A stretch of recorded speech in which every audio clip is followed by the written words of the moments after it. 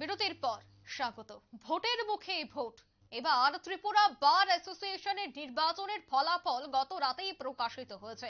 এর মধ্যে খবর, ত্রিপুরা বার অ্যাসোসিয়েশনের নির্বাচনে শাসকের পরাজয় এবং তাতে কতটা প্রভাব পড়বে লোকসভা নির্বাচনে।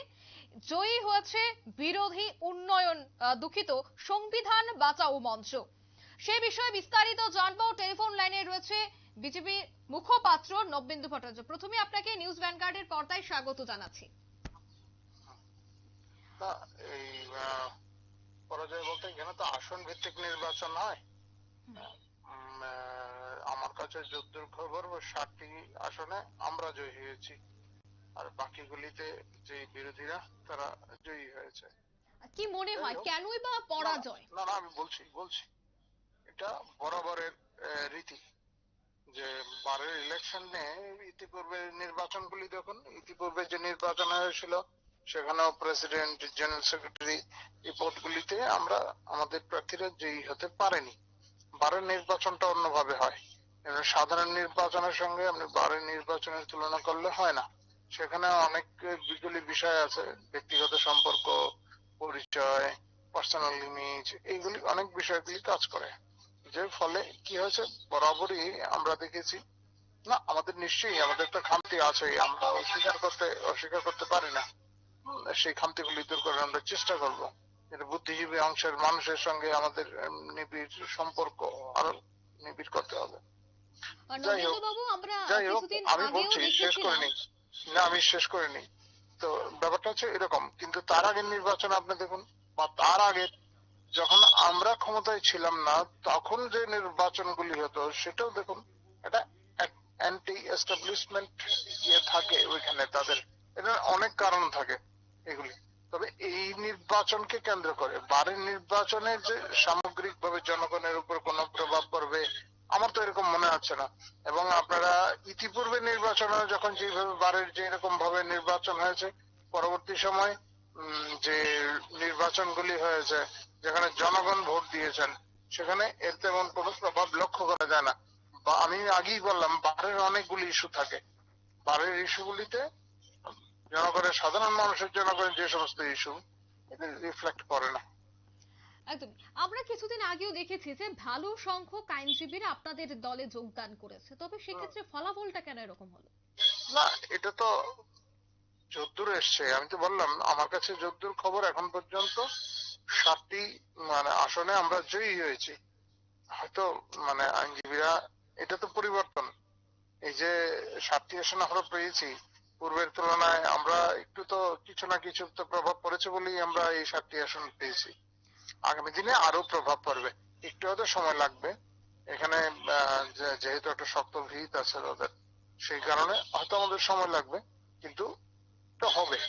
60টি আসন একেবারে আমরা নেহাত খারাপ বলে আমরা মনে করি না, অন্তত বারের মতো জায়গাতে। নবেন্দু বাবু, আমাদের কাছে এই মুহূর্তে যে পরিসংখ্যান রয়েছে সেই পরিসংখ্যানের দিকে দেখলে গতবারের তুলনায় এবছর আপনাদের ভোট অনেকটা কমেছে। মূলত কি কারণ থাকতে পারে? ভোট কমেছে আপনি আসনের হিসাবে, এই যে বিভিন্ন পদ, প্রেসিডেন্টের ক্ষেত্রে কিংবা জেনারেল সেক্রেটারি যে আসনটা রয়েছে তাতে আমাদের ভোট হ্রাস পেয়েছে, সেখানে আমাদের ভোট হ্রাস পেয়েছে, যে ফারাকটা অনেক বেশি। ঠিক আছে, আমাদের এই সমস্ত বিষয়ে যারা দায়িত্ব আছেন, আমাদের লিগ্যাল সেলের দায়িত্বে যারা আছেন, তারা বিষয়গুলি অনুধাবন করছেন এবং ইতিমধ্যেই বিচার মন্থন শুরু হয়েছে, কোথায় খামতি ছিল, কি বিষয় ছিল সেগুলি। ইতিপূর্বে আমাদের কাছে যে তথ্য এসেছিল, পার্টির কাছে আমাদের লিগ্যাল সেলের যারা দায়িত্বপ্রাপ্ত যারা কর্মকর্তারা রয়েছেন, তারা আমাদের যে সমস্ত ভাবে হিসাব নিকাশ দিয়েছেন সেই হিসাব নিকাশের সঙ্গে খুব বেশি ফারাক আমরা দেখতে পাচ্ছি না। নবেন্দু বাবু, বিরোধীরা বলছে যে আপনারা নাকি বুদ্ধিজীবীদের মন জোগাতে পারছেন না, যার জন্য এই ফলাফল দেখা গেছে বার অ্যাসোসিয়েশনের নির্বাচনে। কি বলবেন তাদের? মানুষের মন জোগানোটা বড় কথা। আগে সামনেই তো নির্বাচন আছে, লোকসভা নির্বাচন। এরা যে তারা কতটুকু মন জোগাতে পেরেছেন মানুষের, সেটা দেখবেন।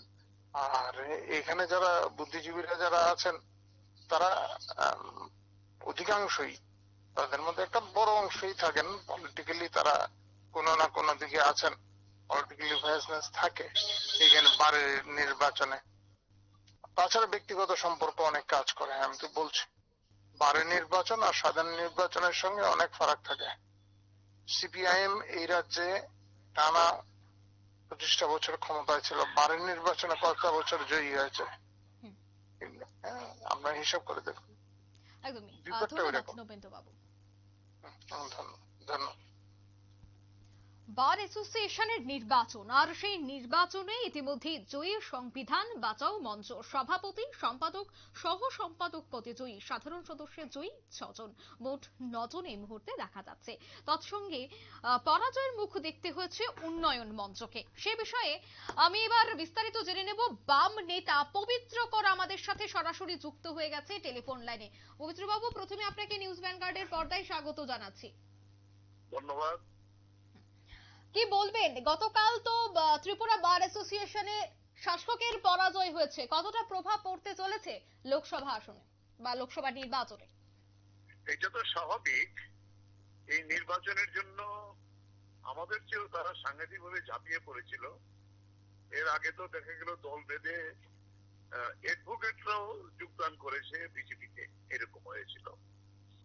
এবং তাদের একেবারে সর্বোচ্চ পার্টির নেতৃত্ব তারাও নিজেরা গিয়ে ক্যাম্পেইন করেছে যাতে যে কোনো ভাবেই হোক এই যে বামপন্থী এবং কংগ্রেস তার যে সম্মিলিত শক্তি যারা আছে তাদেরকে পরাজিত করার জন্য।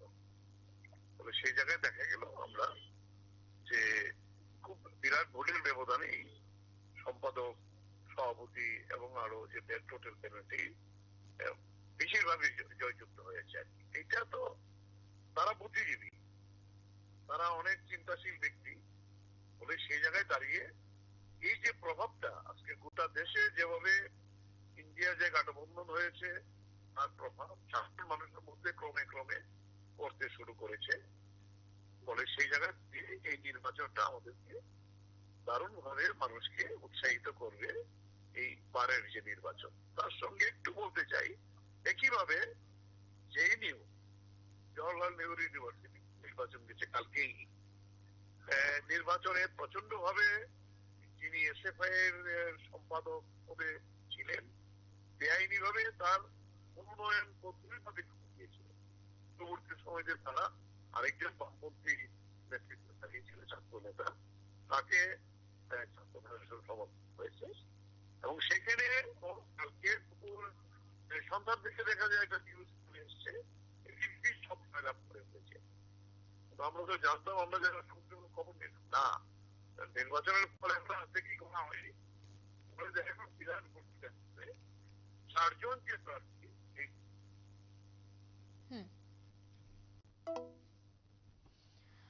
যোগাযোগ বিচ্ছিন্ন হয়ে যায় বাবলিতার সাথে।